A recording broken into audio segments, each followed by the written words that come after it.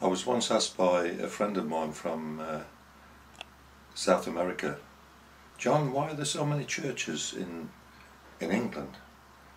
There are Methodist churches, there are Baptist churches, Church of England, Catholic, Congregational, so many churches. Why do you have so many different types of churches in this country? And what do they all believe?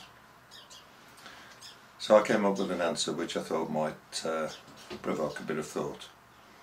And I said, you know, there are only two kinds of churches in the world, not just England, but in the world. That's the visible church and the invisible church. Try and figure that one out. And I explained that the visible church is the church where it's full of buildings, full of people that are going to those buildings, and that's the visible church. But the invisible church is a church that you can't see, and it lives amongst those who belong to the visible church. But the invisible church has one big difference. They have Jesus Christ within, and that's the invisible church. And I said, it's like electricity. You cannot see electricity, but you can see the effect of electricity. When you flick a switch on, a light will come on, and that's the effect of electricity, but you cannot see the electricity itself. And so it is with the invisible church. It's the church that is indwelt by the Spirit of Jesus Christ, and you cannot see that Spirit, but you can see the effect of that Spirit by the life of the person, by the attitude of the person, by their willingness to be helpful and to care for people, to be compassionate, to be forgiving. And that is what happens when you flick their switches. You see the effect of the Spirit of Jesus, but you cannot see Jesus himself in them.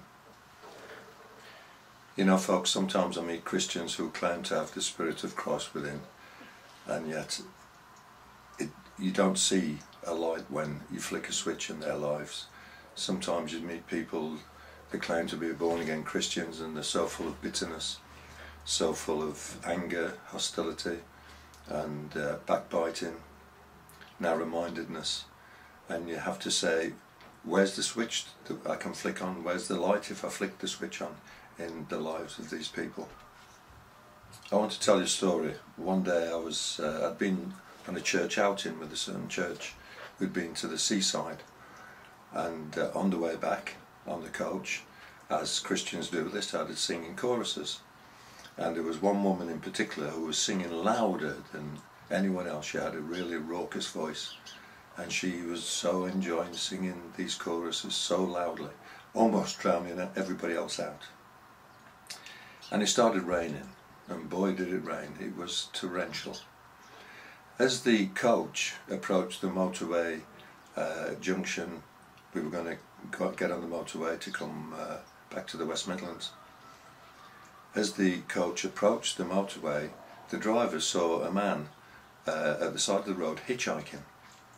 And obviously he took pity on this man because of the weather, because of the torrential rain. So he stopped and picked this man up. All of a sudden, this woman, who'd been singing so loud, praising the Lord with such gusto, shouted at the top of her voice, "I hope this man's going to pay. We've had to pay our fare for this coach." And she said it in such a way that I cringed. I thought, oh my goodness, what a terrible attitude inside of this woman. And yet, she was the one singing so loudly, worshipping the Lord so loudly. And yet she proclaimed this disgusting attitude so loudly. And I thought, where's the light? I couldn't even find a switch in this woman, let alone put the light on. And I thought, how many times do we meet people like this that claim to be Christians, claim to be born again, claim to have the Spirit of Jesus within, and yet there's no light coming out of them? You know, it's not good enough just to say we're Christians. That makes us part of the visible church.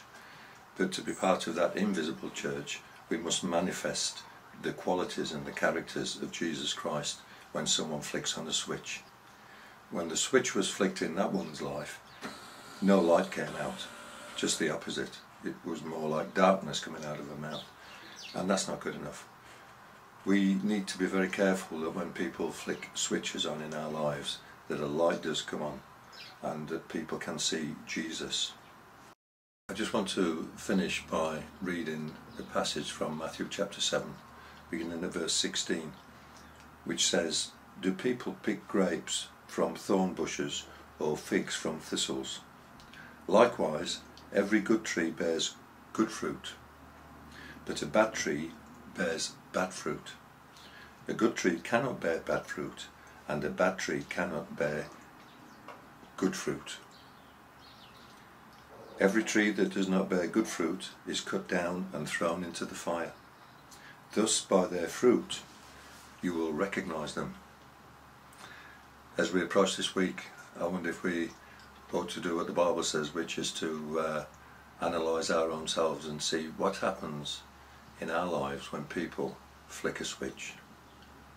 Does the light come on, or does darkness come out? Think about this as we go into this week. See you soon. God bless you all. Bye bye.